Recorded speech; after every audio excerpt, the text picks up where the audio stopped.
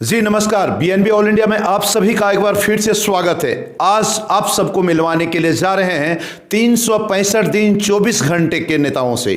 जी मैं बात कर रहा हूं माले की, जो लगातार चाहे वो विरोध प्रदर्शन हो, चाहे वो कोई समस्या हो, चाहे गरीबों से जुड़ी हुई संबंधित समस्या हो, चाहे सड़क संबंधित समस्या हो, जहां भी देखो माले, मतलब 365 दिन 24 घंटे का नेता कहे जाने वाले माले आज हमारे बीएनबी स्टूडियो में आए हुए हैं और दोनों दिग्गजों को बीएनबी ऑल इंडिया की ओर से बहुत बहुत स्वागत है।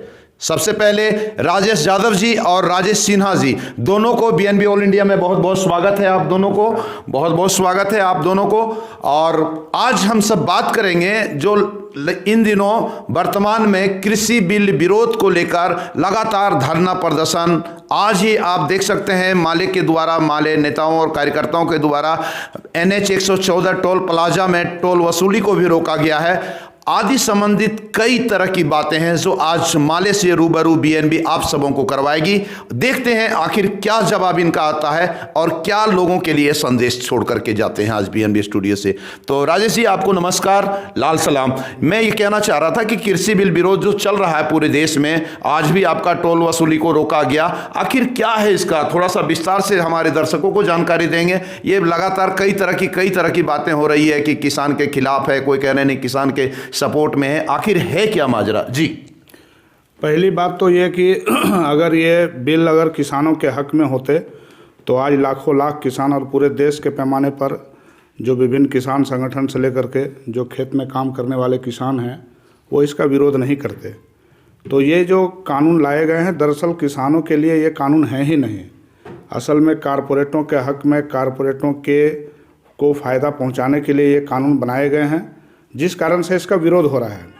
आज उसी विरोध के तहत में पूरे देश में देशव्यापी आंदोलन का कॉल किया गया था, जो अखिल भारतीय किसान आंदोलन समन्वय समिति की ओर से, कि आज सभी NH पर जितने भी नेशनल हाईवेज हैं पूरे देश में, देश भर में, तो उन सभी हाईवे में जहां भी टोल है उस टोल को फ्री करना है, ताकि इससे एक विरोध दर्ज हो सरकार के खिलाफ में।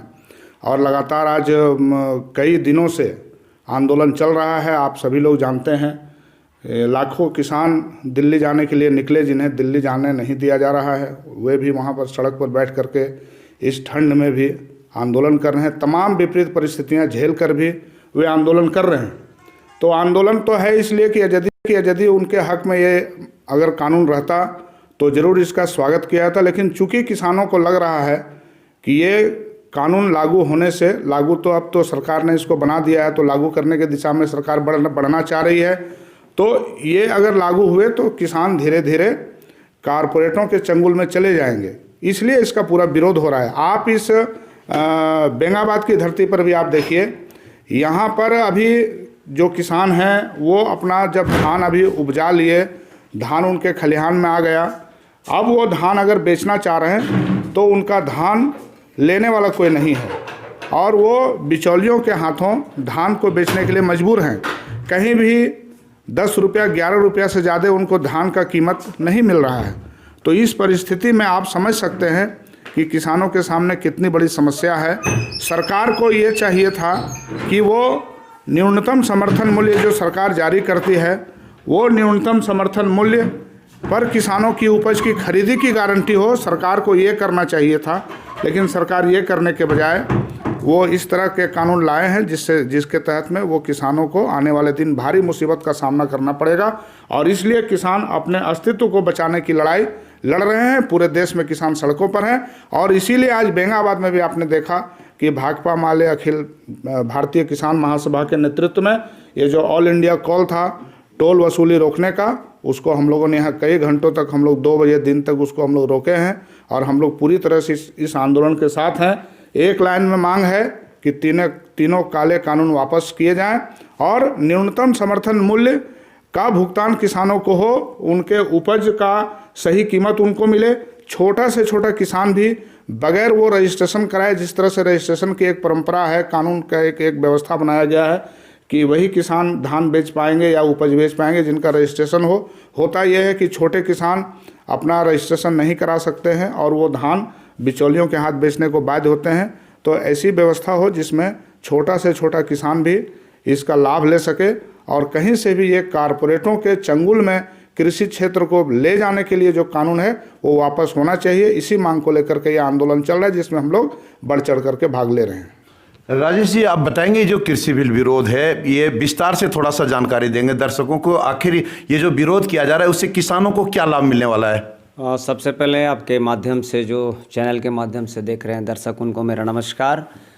जो विरोध है वो एकदम जेन्युइन विरोध है। आप देखते होंगे कि अब तत्काल जो अभी लॉकडाउन के पीरियड में ही आप गिरिडीह के न्यूज़ को ही आप देखते होंगे, तो जो भी जमा पूंजी जमा करते थे, अनाज जमा करके रखते थे, कालाबाजारी करते थे, उनके बारे में हम लोगों ने शिकायत की थी प्रशासन से कि वो अनाज का भंडारण कर रहे हैं और जब घट जा रहा है तो वो 10 रुपये की जगह पे 20 रुपये पे बेच रहे हैं।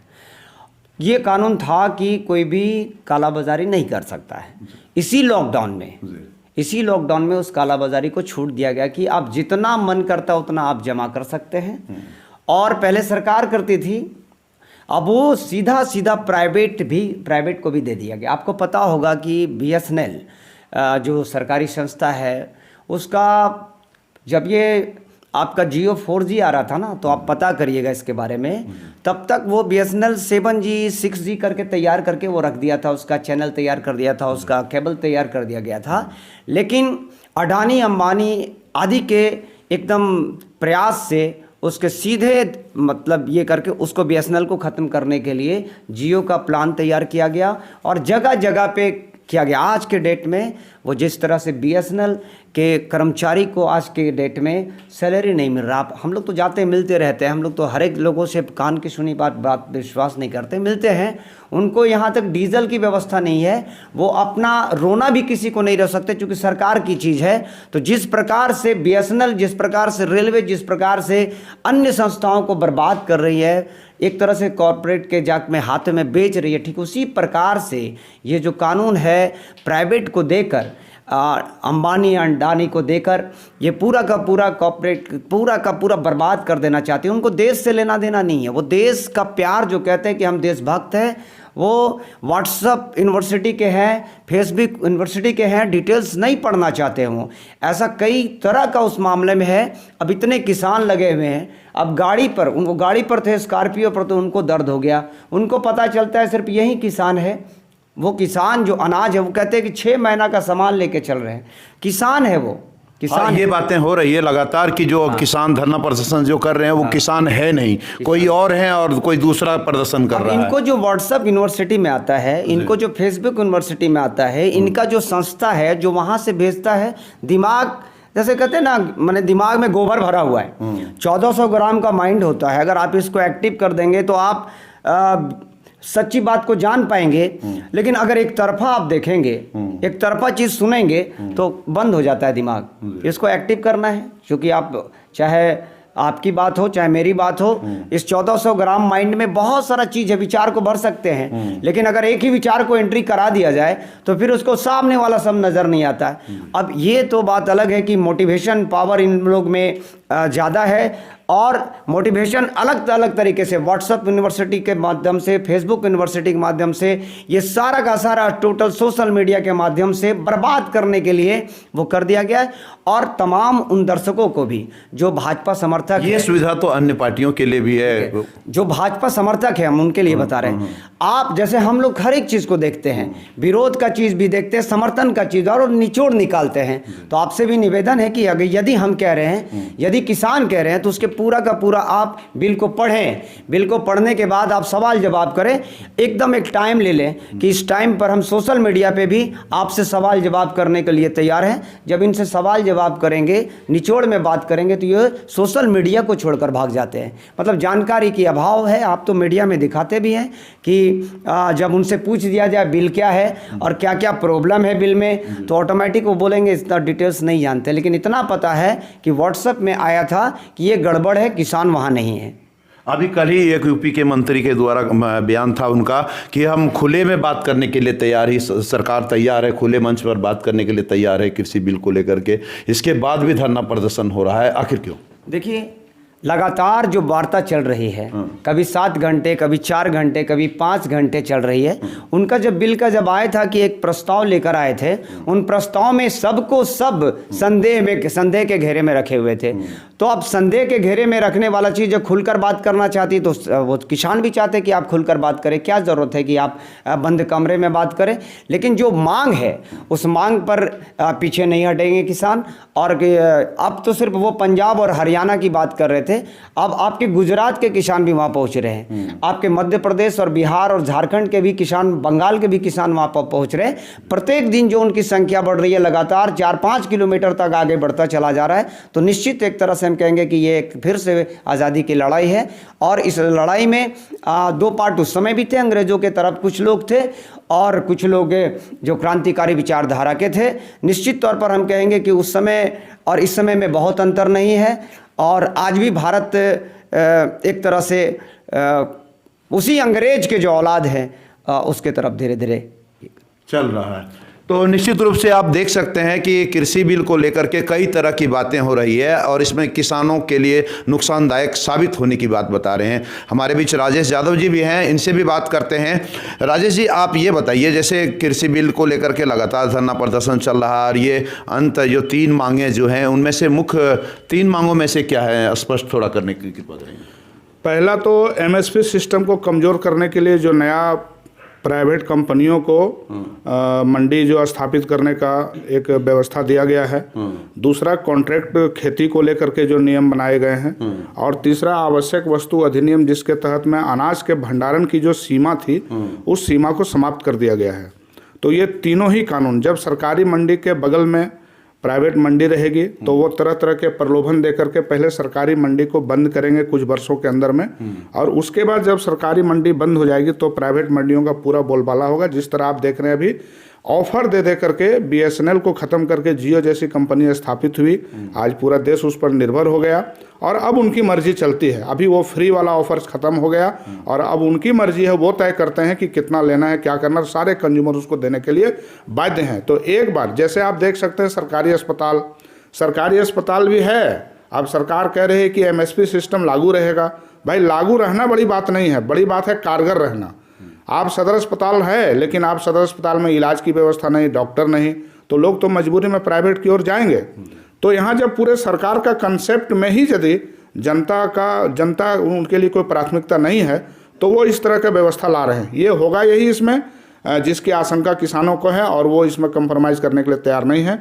उनका कहना है कि सरकारी एमएसपी सिस्टम को मजबूत करो और इसके लिए ज़रूरी है कि एमएसपी का कानून बनाओ इसका, ताकि अगर सरकार, ठीक है उसके बाद आप प्राइवेट मंडी भी खोल दीजिए, कोई बात नहीं है, लेकिन अगर आपने धान का रेट तय कर दिया 20 रुपया 25 रुपया जो भी आपने तय किया, उससे कम में यदि कोई भी खरीदेगा, आप ज़्यादा जितना देना है दे दीजिए, लेकिन अगर उससे कम में कोई खरीदेगा तो उस पर कानूनन कार्रवाई होगी। ये एक इसका मांग है जो इन लोग इससे बचना चाह रहे हैं।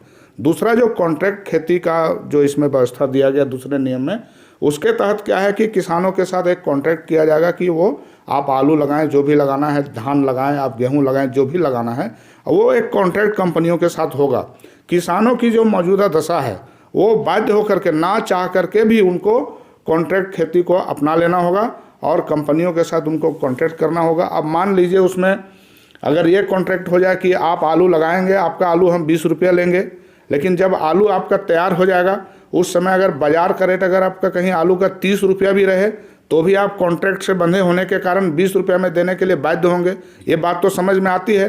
लेकिन अगर कहीं उस समय बाजार में आलू का रेट 5 रुपया रहे तो किसानों को जो आशंका है, जिसके लिए वो विरोध कर रहे हैं, तो उस समय यदि वो बाजार में आलू का रेट अगर कम है, 20 रुपया कॉन्ट्रैक्ट रेट से कम है, तब वो कोई ना कोई कारण बता करके आपका आलू वो नहीं लेंगे और सीधे कहेंगे कि भाई आपको जहाँ बेचना बेचो, हम मतलब आपसे आपका आलू का क्वालिटी वो कह देंगे ख़राब है, या धान की क्वालिटी कह देंगे ख़राब है, या जो भी उनका उपज होगा कह देंगे क्वालिटी ख़राब है। तो इसकी एक आशंका है लोगों को। तो वो लोग कह रहे हैं ये कॉन्ट्रैक्ट खेती कुल मिला करके कॉन्ट्रैक्ट खेती के बजाय कि वो आजाद फ्रीडम हो। हाँ, वो ना, ये उसमें ये हो कि किसानों के ज़रूरत के अनुसार उनको खेती बाड़ी की सुविधाएं मिले। सारे किसान को, आखिर कोई किसान कॉन्ट्रैक्ट पर खेती क्यों देगा? मुनाफे के कारण देगा। आज उसकी दशा खराब है, आज चारों तरफ से वो कर्ज में डूबे हुए हैं। जरूर हमारे इलाके में ये चीज़ लागू नहीं होता है, लेकिन देश के बड़े हिस्से के किसान जहाँ के अन्न से पूरे देश के लोग खाते हैं, ज़्यादातर अनाज वहीं होता है, वहाँ के किसानों का ये मामला ज़्यादा जुड़ा हुआ है। हम लोग तो अपने आसपास यहाँ झारखंड में गिरिडीह या बेंगाबाद में हम लोग देखते हैं तो यहाँ तो छोटे छोटे किसान हैं, बहुत ज़्यादा कुछ है नहीं, लेकिन छोटे किसानों का भी जो सवाल है वो भी इन तीनों कानूनों के तहत कहीं वो चीज़ आया नहीं है। और उसमें जो तीसरा जो है वो जो आपका जिससे जमाखोरी बढ़ने की आशंका है, वो आवश्यक वस्तु अधिनियम में जो भंडारण का जो एक पहले से नियम था कि आप इतना से ज़्यादा अनाज का भंडार आप नहीं रख सकते हैं, तो उसको जो समाप्त किया गया है, जिसके तहत कोई भी व्यक्ति, एनीबॉडी, कोई भी व्यक्ति असीमित अनाज का भंडार करने का जो छूट मिला है। और इस कानून के प्रत्याशा में एक तरह से समझिए कि कारपोरेटों के साथ सरकार का साजिश पहले ही हो चुका होगा, और सरकार बनी ही थी इसीलिए कि सरकार बनने के बाद जनता को इधर उधर के मुद्दों में उलझा करके असली काम उनको कारपोरेटों के लिए करना है। कानून आज बने हैं, लेकिन इनके भंडार गृह कारपोरेटों के, जो कि पंजाब में, हरियाणा में, मध्य प्रदेश में कई लाख टन जिनकी क्षमता है स्टोर करने की, वो उनका भंडारण, वो उनका अनाज का वो गोदाम पहले से बन गया। तो ये इसी दिन के लिए बना था कि ये हम बना रहे हैं, अभी आपको कानून लाना है। तो इसी तरह से हुआ। इसमें होगा ये कि जो बड़े बड़े पूंजीपति हैं, कारपोरेट घराने हैं, वो बड़े आराम से, और किसानों की मजबूरी है, वो किसी भी तरीके से वो अपना धान को या जो भी अनाज उनका है उपज वो अपना भंडार करेंगे, और जब उनके पास होगा तो वो मार्केट का डिमांड को देखते हुए अपने मर्जी से उसका कीमत तय करके, और आज हम लोग जो इसको सुविधा से हम लोग ले रहे हैं, ये सब कुछ खत्म होगा और उनकी मर्जी चलेगी। और इस पर अगर कंट्रोल जो खत्म किया गया है, तो ये कंट्रोल का खत्म होना सीधे सीधे इस देश के गरीब जनता के ऊपर भारी पड़ेगा। इसलिए ये तीनों कानून, और अलावे भी बिजली के भी संबंध में भी उनका भी जो कई जगह पर खेती जो है वो बिजली पर निर्भर है, सिंचाई निर्भर है बिजली पर, तो वहाँ भी कंट्रोल से उसको जिस तरह बाहर किया गया। आज आप देखते हैं कि पेट्रोल डीजल का जो हाल हुआ है, सरकार से सवाल है कि आखिर आप आवश्यक वस्तुओं का कंट्रोल क्यों नहीं रखेंगे, जो जीवन के लिए उपयोगी है या मौजूदा दौर में जिसका उपभोग आम आदमी के लिए निहायत जरूरी है, जिसके बिना जीवन चल नहीं सकता, ऐसे वस्तुओं पर, कुछ सेलेक्टेड वस्तुओं पर आपका कंट्रोल क्यों नहीं होगा? सारे चीज़ों पर कंपनी का ही कंट्रोल क्यों होगा? ये सवाल है सरकार से। तो ये तो अपनी मंशा इन कानूनों के जरिए जाहिर कर चुके हैं। इस सरकार ने किसानों पर हमला करने से पहले मजदूर वर्ग पर भी हमला किया।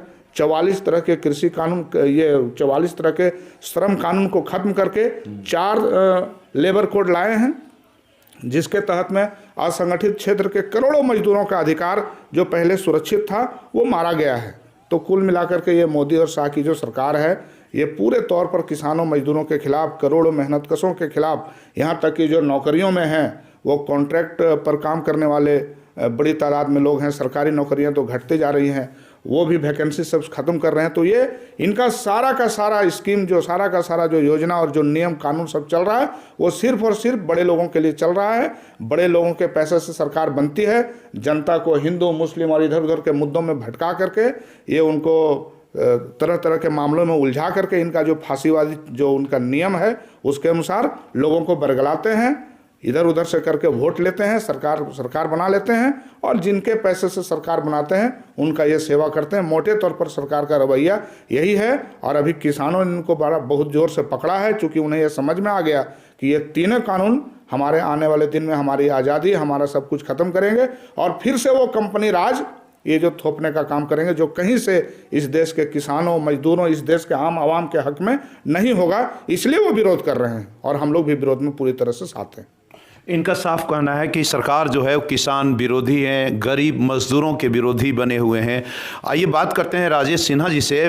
राजेश जी बताएंगे, बताया जाता है कि पूर्व में यह कृषि बिल जो है कांग्रेस की सरकार ने लाई थी, उस टाइम भाजपा वालों ने विरोध की थी, और इस बार भाजपा वालों ने लाई है तो इधर कांग्रेस और अन्य समर्थक पार्टियों के द्वारा विरोध की जा रही। कहाँ तक ये सत्य है जो बातें आ रही है सामने? आप अगर पूर्व की बात करेंगे तो 2014 का एक भाषण सुनेंगे आप, मोदी जी के भाषण में आप सुनेंगे कि प्रत्येक साल हम 2 करोड़ लोगों को जॉब देंगे। ये हम नहीं कह रहे हैं, मोदी जी कह रहे हैं। वीडियो आप सुने होंगे और आप सब भी सुने होंगे। इस तरह से 7 सालों में 14 करोड़ लोगों की नौकरी हो जानी चाहिए थी, वो जो नहीं है। आधार कार्ड को ख़त्म करेंगे, कांग्रेस वाले जो किए हैं ये गलत है, इसको ख़त्म करेंगे। आते ही साथ आधार कार्ड स्टार्ट हो गए। वैकेंसी हम इतना लाएंगे, चाहे किसानों के लिए हम ये नियम बनाएंगे, ये कानून बनाएंगे, महंगाई को हम एकदम ज़ीरो लेवल पे करेंगे। ये सारा का सारा जो भी वादा था, अब मीडिया भी जो उनके, जिनको गोदी मीडिया हम कहते हैं, अब देखिए 2000 का नोट बना दिए और उसके द्वारा बोला गया कि इससे काला धन वापस आ जाएगा। कितना वापस आ गया ये आपको भी पता है और जो भक्तगण थे उनको भी पता है। और ऐसे कई चीज़ को आप पुरानी चीज़ों को अगर करेंगे तो जो जो कांग्रेस सरकार ने की थी, कांग्रेस के हम समर्थक नहीं हैं, उनकी भी कई गलतियां हैं, लेकिन गलतियों के बावजूद भी जो चीज़ था उस पर अपना कमांड रखते थे। जो पब्लिक का चीज़ था उस पर कमांड रखते। ये पब्लिक के चीज़ों को एकदम बाटो सिस्टम कर दिया गया है, पता नहीं कौन सा नीति में काम कर रहे हैं। तो निश्चित तौर पर हम ये कहेंगे कि आप अगर पुरानी चीज़ को देखेंगे तो एक एक चीज़ इनका कोई भी माने जो इनका वादा रहा है उन वादों को देखेंगे तो इनका हुआ ही नहीं। ये अलग तरफ से भटकाव में चले जाते हैं। इस भटकाव में जो युवा हैं एक तरह से मतलब कि दिमाग में उनको सोचना चाहिए। युवा को देखिए रोज़गार नहीं मिल रहा, उनकी लड़ाई कौन लड़ रहा है, उनकी बातें कौन कर रहा है, वो चीज़ नहीं देख रहे हैं। वो युवा को चाहिए कि जमकर साथ दें और एकदम क्रांति के जैसा एकदम जो सच की बात है उस पर जोर शोर रहे। लेकिन चुनाव में जो देखा जाता है, और चुनाव में क्या है, देखिए राजनीति होती है पैसे से, धर्म से, जाति से, आदि आदि से। और भाकपा माले जो कंटिन्यू है 365 दिन लगातार संघर्ष करती है जनता के लिए, गरीबों के लिए, मजदूरों के लिए, किसानों के लिए। अब आपका जो सवाल है कि कृषि बिल कांग्रेस लाई थी और भाजपा इसका विरोध कर रही थी और अब भाजपा ला रही, तो आप भाजपा जब ला रही थी तो भाजपा कहाँ कॉर्पोरेट को वहां पे दे रही थी, कहाँ भंडारण के लिए बोलती थी, तो उस पर अपना कंट्रोल कर रही थी ना। ये डायरेक्ट कंट्रोल जो है अडानी और अंबानी को दे रही है, उसमें चेंजिंग कर दिया गया। अच्छा बताइए, अभी हम आपको एग्जाम्पल दिए कि इस गिरिडीह में हमने उपायुक्त महोदय से बोलकर उस मैसेज करके हमने छापा मरवाया था। आज के डेट में वह कानून जो है वो एकदम आ गया कि जितना आप अनाज रख सकते हैं। फिर आज जो आपको 40 रुपये 50 रुपये किलो आलू प्याज मिलता है, अगर चावल 200 रुपये किलो नहीं मिलेगा तब आप कहेंगे 2 साल रुक जाइए आप। चूँकि इस पर भी कंट्रोल अगर उस कॉर्पोरेट का हो जाता है, उस घरानों का हो जाता है, तो चावल जो आपको कह रहे हैं उसमें भी बदनामी को धीरे धीरे धीरे करके ये कहीं ना कहीं जकड़ रहा है। एकदम उसी तरह से जिस तरह से आप 1600 ईस्वी में ईस्ट इंडिया कंपनी आई, सूरत में आई, अपना कंपनी बनाई कि हम इसको भंडारण करेंगे, हम इसको कारखाना बनाएंगे। फिर धीरे धीरे क्या की कि हम इसको जो इतना हमारा भंडार हो गया है इसको हम सुरक्षा के लिए हम अपना सेना लाएंगे, यहाँ का सेना से नहीं चलता है। फिर धीरे धीरे और सेना लाते लाते आसपास के 565 राजाओं पर धीरे धीरे आक्रमण करके फैलते चला गया। उसमें लोगों को समझ में नहीं था, आपस में टूट आपस में फूट, जिस प्रकार से भी हो रहा है। हम विरोध कर रहे हैं, हम समर्थन कर रहे हैं, लेकिन बेसिक चीज़ क्या है उससे भूल रहे हैं और फिर से उसी जगह पे भारत चला जा रहा है, जो कि बहुत ही बुरा हाल होने वाला है और हम लोग आवाज़ उठाएंगे। निश्चित रूप से बताते चलें कि कृषि बिल विरोध लगातार जारी है और कुछ जारी और लगातार रहने की संभावना दिख रही है, क्योंकि अभी तक आला और हाई कमान का निर्णय अंतिम छोर तक नहीं पहुंचा है, वार्तालाप नहीं हो पाई है। अब देखना यह है कि आखिर निर्णय क्या निकलता है, कि जो कानून बनाए गए हैं उसे समाप्त की जाती है या कानून बना रहता है। यह तो आने वाला वक्त ही बताएगा। तो बने रहे बीएनबी के साथ और आप सभी पधारे बीएनबी स्टूडियो, क्योंकि बीएनबी सच है तो बोलेगा। जय हो, जय हिंद, सत्य में जयते, वंदे मातरम। थैंक यू जी। तो आप देख रहे थे बीएनबी और आज आप सब हम लोग बीएनबी स्टूडियो के साथ जगन्नाथ के साथ माले के नेता राजेश यादव और राजेश सिन्हा जी हमारे बीच बैठे हुए थे और लगातार इनका धरना प्रदर्शन और जहां भी देखें समस्या वहां माले खड़ी है। और आज हम लोगों के स्टूडियो में पहुंचे हुए हैं और किसानों के प्रति जहां तक बातें होती है, काफ़ी बातें हो चुकी है कृषि बिल को लेकर के, कुछ बातें रह गई है। राजेश जी, ये जो कृषि के खिलाफ में और किसानों के सपोर्ट में और समर्थन में जो आप ऐलान कर दिए थे कि आगामी 15 तारीख को ब्लॉक प्रखंड परिसर में करने वाले हैं, उसका क्या थोड़ा विस्तृत में जानकारी देंगे दर्शकों को? देखिए, बेंगाबाद में जो किसानों की स्थिति अभी है, धान अभी लगभग किसान बेचते हैं और ये पिछले कई वर्षों से देखा जा रहा है। अभी एक बात आती है, जब केंद्रीय कृषि बिल का जब अभी विरोध हो रहा है कानून का, तो उसमें लोग कहते हैं कि कांग्रेस के समय ये था वो था, भाजपा के समय हो रहा है, विरोध कर रहे हैं लोग। आप जरा झारखंड के संदर्भ में सोचिए कि यहाँ पर अभी नई सरकार आई है, साल उसका हुआ नहीं है, इसके पहले लगातार यहाँ भाजपा का एक छत्र शासन रहा। और आप इस दौरान में यह भी देखे होंगे कि किसी भी साल सही तरीके से किसान धान अपना बेच नहीं पाए, जबकि हर साल धान अधिप्राप्ति का जो लक्ष्य है वो संबंधित विभाग के द्वारा जो दिखाया गया वो बिल्कुल फर्जी था। वो बिचौलिए धान किसान का खरीदते रहे और उसको वहाँ पर अपना फर्जी पेपर लगा करके उसका अधिप्राप्ति दिखा करके अपना कोटा वो कोरम पूरा करते रहे। अभी इस समय भी वही हालत है। शासन जरूर बदला है, लेकिन किसानों के लिए कोई शासन में बदलाव अभी दिख नहीं रहा है। जिस तरह पिछले साल जब यहाँ भाजपा की सरकार थी उस समय भी किसान अपना धान बेचने को लेकर परेशान थे। अभी जब सरकार बदली है झारखंड में, हेमंत सोरेन जी मुख्यमंत्री हैं, नई सरकार अपना काम कर रही है, लेकिन हम देख रहे हैं कि किसानों का सवाल अभी भी वही है। तो किसानों को कैसे यहाँ लोकल लेवल पर किसानों को कैसे उनके धान का सही कीमत उनको मिले। कुछ पैक्स खोले गए हैं, लेकिन ये पैक्स, एक तो ये पैक्स अपर्याप्त हैं, दूसरा भी आज भी लोगों ने कहा, जब हम लोग कृषि बिल को लेकर के आंदोलन में थे, आज भी जो लोग आए थे उन्होंने कहा कि यहाँ पर वही दिक्कत अभी भी बरकरार है, पैक्स ने धान लेना अभी बंद कर दिया है। हम कह रहे हैं कि यदि ये स्थिति रहेगी, पिछले समय भी ऐसा देखा गया था कि जब किसान अपना सारा धान बेच देते हैं उसके बाद इनका जो है खरीदी में थोड़ा सा गतिविधि दिखाई देता है। तो एक तरह का एक साजिश है।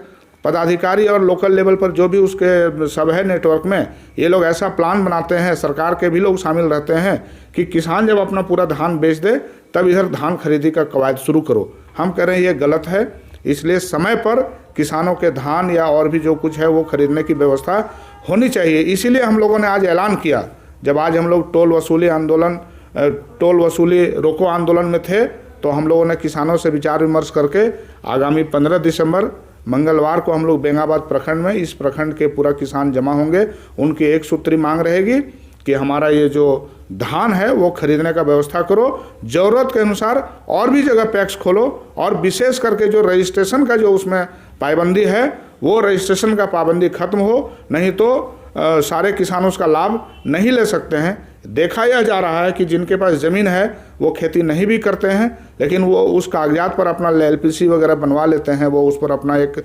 रजिस्ट्रेशन करवा लेते हैं, और धान नहीं भी उपजाए हैं तब भी वो बिचौलियों के माध्यम से धान खरीद के और सरकारी जहाँ पैक्स खरीदी होता है धान का वहाँ वो बेचते हैं। तो ये किसानों के नाम पर जो ये पूरा गड़बड़ी हो रहा है ये बंद होना चाहिए। एक एक किसान जो अपना धान बेचना चाहता है उसका धान सही कीमत पर, जो भी न्यूनतम समर्थन मूल्य है वो कम हो ज़्यादा हो अलग बात है, अभी 20 रुपये 50 पैसे की बात है, तो ये उनका खरीदी का गारंटी हो और आवश्यकता अनुसार इसको और भी सेंटर खोले जाएं। इस सवाल पर एक सूत्री मांग पर हम लोग मंगलवार 15 दिसंबर को हम लोग बेंगाबाद प्रखंड मुख्यालय में आंदोलन करने का ऐलान किए हैं। देखिए, कुल मिलाकर के किसानों की समस्या ज्यों की त्यों पड़ी है। राजेश जी, आप देख सकते हैं कि पैक्सों का उद्घाटन हुआ, पैक्सों का खुलना हुआ, रेट भी फिक्स हुआ, लेकिन सरकार के द्वारा धान लेना क्रय करवाना बंद करवा दिया गया। तो स्थिति जस की तस पड़ी है। आपका भी कहना है कि पहले वाली सरकार में भी यही हालत थी और इस वाले भी सरकार में यही हालत है। चेंजिंग और परिवर्तन कुछ नहीं है, ऊपर से और किसान विरोधी बिल भी लाया गया है, आप लोगों का कहना है। तो आखिर मिला जुला करके ये मार किसानों पर ही आखिर क्यों? भाई, किसान पर ही तो मार करने के लिए सब कुछ व्यवस्था बनाया गया है, तभी तो विरोध हो रहा है ना। हम और आप क्या कर सकते हैं? आप अगर मीडिया के हैं तो आप भी किसानों के हक में, जनता के हक में अपने चीज़ों को दिखा सकते हैं।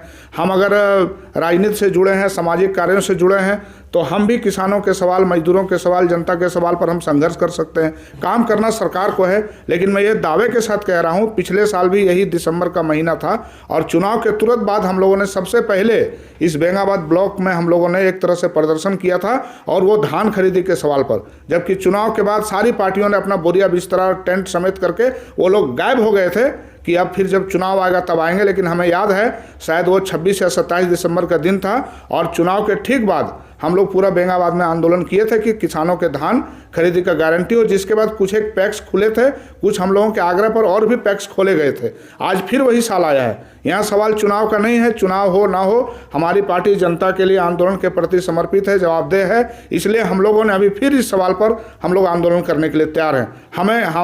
हमारा काम सिर्फ टोकन कार्यक्रम करना नहीं है, बल्कि हमारा मकसद है कि किसानों को उनका हक मिले। इसके लिए जो कुछ भी करना पड़ेगा भाकपा माले और अखिल भारतीय किसान महासभा हम लोग करेंगे, चाहे वो केंद्रीय जो स्तर पर जो लाए गए कानून का विरोध करना हो जो किसानों के खिलाफ है, चाहे यहाँ लोकल लेवल पर भी किसानों को उनका हक दिलाना हो। ये सारे सवाल पर हम लोग लड़ाई लड़ते रहे हैं और आगे भी लड़ेंगे। और इसीलिए मंगलवार 15 दिसंबर को हम लोगों ने तय किया है कि किसानों को बिना रजिस्ट्रेशन और सभी किसानों को उनका धान खरीदी का व्यवस्था हो, इसके लिए और भी सेंटर खोले जाएं। इसके लिए आंदोलन किया जाए। संघर्ष तो माले का लगातार जारी है, ये तो दर्शक भी जान रहे हैं और जनता भी जान रही है।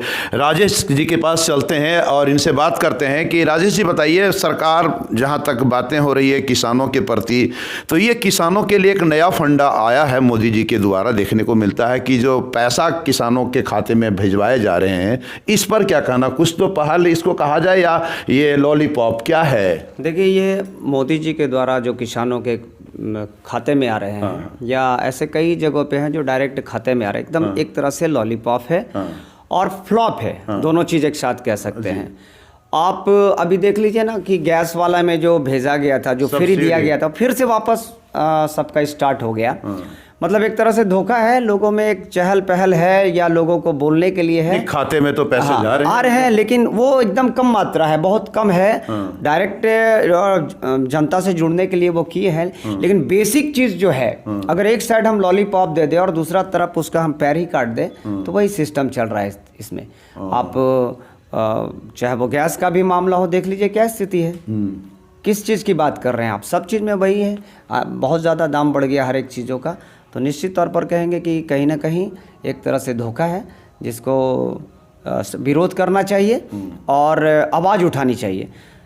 एक थोड़ा सवाल हटकर भी बात कर रहे हैं, झारखंड सरकार भी जैसे बीजेपी सरकार है उसी प्रकार अभी उस गति में चल रही है, और खासकर इन्हीं इलाकों में जहाँ यहाँ पे भी झारखंड से एमएलए हमारे रहे हैं, सरफराज भैया रहे हैं, और देखिए अभी भी रहे हैं। इसलिए बता रहे हैं क्योंकि जो जनता का सवाल है उसमें मैं नहीं समझता हूं कि कभी भी जब भी वो विधायक रहे हैं तो जनता के सवालों से हमेशा भागते रहे। वो तो एक सिचुएशन है यहाँ पे ऐसा क्रिएट होता है कि मोदी एंटी मोदी, भाजपा एंटी भाजपा में वो जीत जाते हैं, लेकिन जनता पर एक गड्ढा वाला भी बात है। ये रास्ता की जो गड्ढा वो तो भाकपा माले ने करवाया था, ना कि झारखंड मुक्ति मोर्चा ने करवाया था, ना ही सरफराज भैया ने कहता है।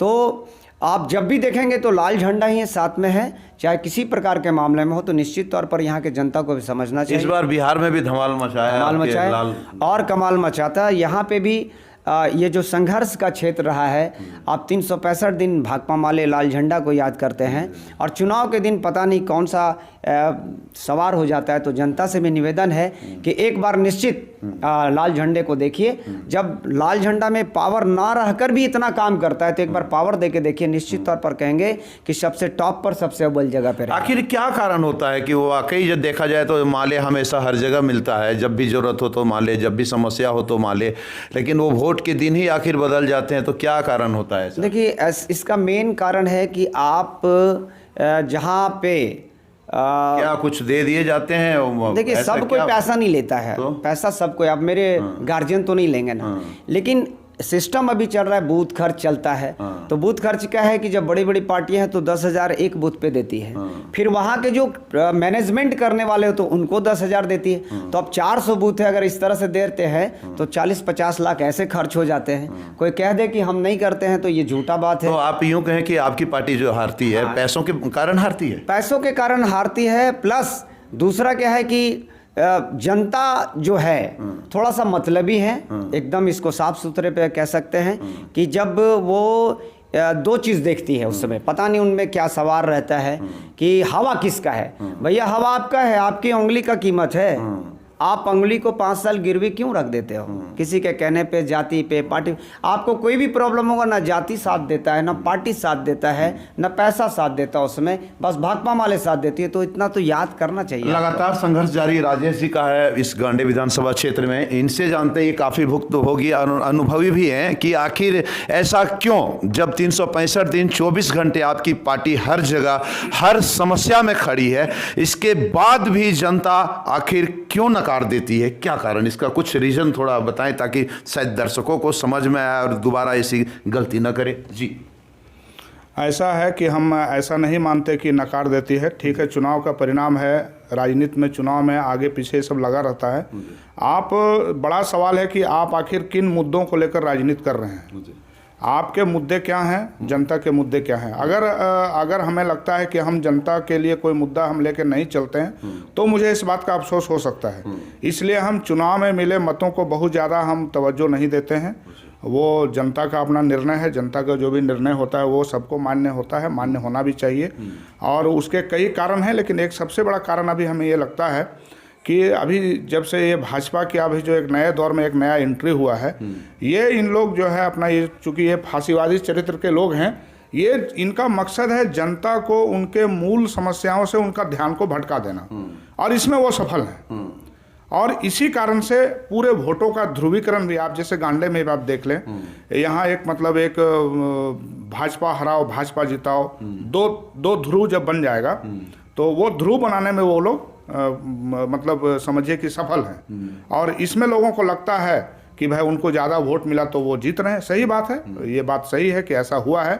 अभी उनके लिए मकसद ये नहीं रहे, चूँकि भाजपा, एक वर्ग के लिए भाजपा लगता है कि ये बहुत बड़ा खतरा है, और एक वर्ग को लगता है कि भाजपा को लाना हमारे लिए ज़रूरी है। जब राजनीति का सेंटर ये बन जाएगा तो जनता के जो मुद्दे हैं, उनका जो 365 दिन का सवाल है, उनका जो रोजगार का सवाल है, उनका जो थाना ब्लॉक का सवाल है, उनका जो व्यक्तिगत सवाल है, ये सवाल उनका गौन हो जाता है। और इस कारण से चुनाव परिणाम जो है प्रभावित होता है। लेकिन इससे क्रांतिकारी ताकतों को, जो सही मायने में जो जनता के संघर्ष करने के लिए मकसद लेकर के जो लोग राजनीति में आए हैं, उनके लिए इन सब चीज़ों से कोई फ़र्क नहीं पड़ता है। मैं स्वयं, आपको पता है कि मैं स्वयं एक सरकारी नौकरी में रहने के बाद और सरकारी सेवा त्याग करके, और हम 15 साल से राजनीति में हैं, लेकिन हमें इस बात का मलाल नहीं है कि हमें वो सफलता क्यों नहीं मिली जो आम लोगों के नज़र में जिसको कहा जाता है कि सफल होना। तो उस तरह की सफलता के लिए बहुत से नीतियों से समझौता करना पड़ता है, उसूलों को ताक पर रखना पड़ता है। हम लोग उस कदर के लोग नहीं हैं, हम लोग उस किस्म के लोग नहीं हैं कि स्वार्थ के लिए, निजी स्वार्थ के लिए और सिद्धांतों की तिलांजलि हम लोग दे दें, हम लोग सिद्धांत से भटक जाएं, ऐसा हो नहीं सकता।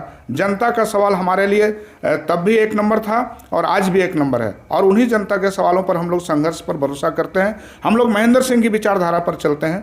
महेंद्र सिंह ने जो रास्ता हम लोगों को दिखाया है वो जन संघर्ष का रास्ता है, जन अधिकार का रास्ता है, और गलत चीज़ के खिलाफ सही चीज़ के लिए एकदम संकल्पित होकर के लड़ने का सवाल है। और तब आप देखेंगे कि अभी हाल में ही आप देखिए, अभी एक फैक्ट्री में एक घटना होती है, वो पीड़ित परिवार किस पार्टी से जुड़ा हुआ है ये भी लोगों को पता है, हमें इसमें कुछ कहने की ज़रूरत नहीं है।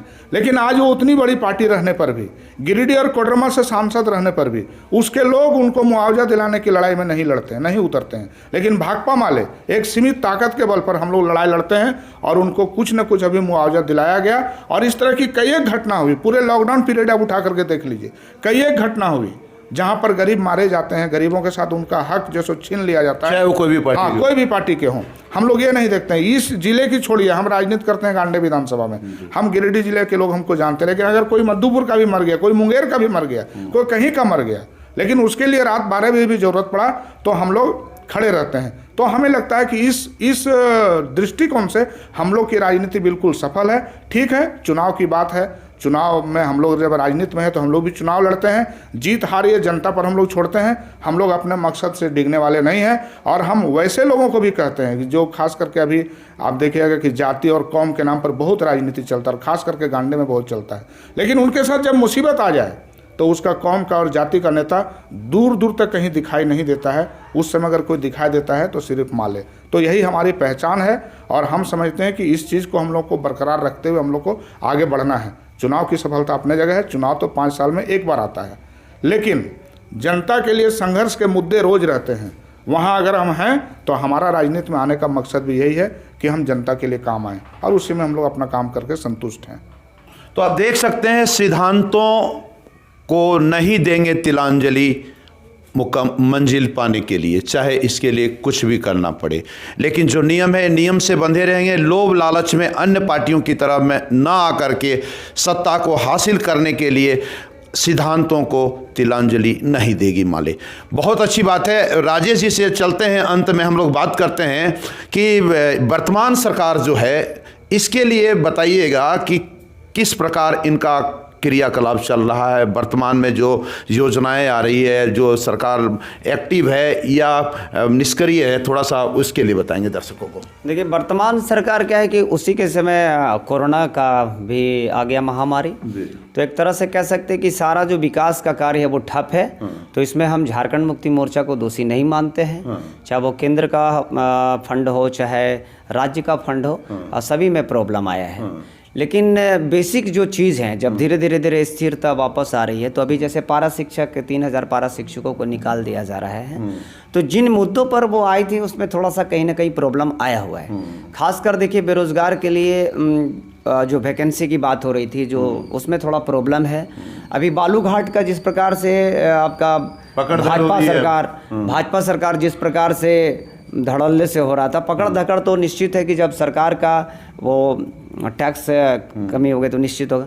उसी पैटर्न पे वो झारखंड मुक्ति सरकार भी चल रही थी, जिसका अभी हमने आवेदन दिया था कि उस पर कोई खास चेंजिंग नहीं है, कुछ खास चेंजिंग नहीं है, बस उसी धारा में चल रही है। और ऐसे भी चेंजिंग होने वाला भी नहीं, चूँकि सोच 2-4-10 का अगर मान लीजिए कि एक तरफ हो और ले दे के अगर देखिएगा तो पूरी टीम का हो, तो ये निश्चित तौर पर कह सकते हैं कि गड़बड़, संतोषप्रद नहीं कहा जा सकता। अभी फिलहाल नहीं कहा जा सकता। बाद में कोरोना जैसे हटे और कर लें तो बहुत बेहतर। कोरोना तो केंद्र सरकार के लिए भी थी ना, ठीक है, कर लें तो बहुत बेहतर होगा। नहीं तो रघुवर सरकार की जो हालत हो गई थी, निश्चित तौर पर कोई भी सरकार हो अगर गड़बड़ जनता के साथ कर देगी तो निश्चित तौर पर इनके झामुमो के तो वादे थे शिक्षकों को लेकर के, और कई तरह के वादे थे, वो सब वादे इसलिए तो बता रहे हैं ना, कोरोना एक अच्छा बहाना है। अभी हेमंत सरकार उसको मतलब कि एक तरह से कह सकते हैं कि कोरोना है, उनका जो वादा था, उनका जो स्टूडेंट के साथ वादा था, महिलाओं के साथ जो वादा था, मतलब 14 वाला मोदी जी का जो वादा था, एकदम आपको यहाँ राज्य में भी दिखेगा। 14 को जो मोदी जी नहीं कर पाए, हो सकता है कि राज्य सरकार कर दे, बस यही उम्मीद करते हैं। और नहीं करने के बाद तो बदलाव निश्चित है, और निश्चित ये होगा। वर्तमान सरकार से संतोष पर नहीं है, लेकिन कह रहे हैं कि अगर बदल जाए तो बदल जाए। लेकिन फिलहाल साफ शब्दों में कहना है कि कोरोना तो एक बहाना है। निश्चित रूप से एक कोरोना ने कई लोगों का जीना दुश्वार किया, तो लोगों को परेशान भी किया है। अब कृषि बिल को लेकर जो चर्चाएं जो चल रही है पूरे देश में, ये तो आने वाला वक्त ही बताएगा कि हाई कमान और आला कमान के द्वारा क्या निर्धारित और क्या निर्णय होता है। तो बने रहें बीएनबी के साथ और देखते रहें आप सब कब, कहां और कैसे, क्योंकि बीएनबी सच है तो बोलेगा। जय हो, जय हिंद, सत्य में जयते, वंदे मातरम। थैंक यू जी नमस्कार। अगर आपको हमारा वीडियो पसंद आए तो हमारे चैनल को सब्सक्राइब करें, लाइक करें और शेयर करना ना भूलें। तो फिर बने रहे बीएनबी के साथ और देखते रहे कब, कहां और कैसे, क्योंकि बीएनबी सच है तो बोलेगा। जय हो।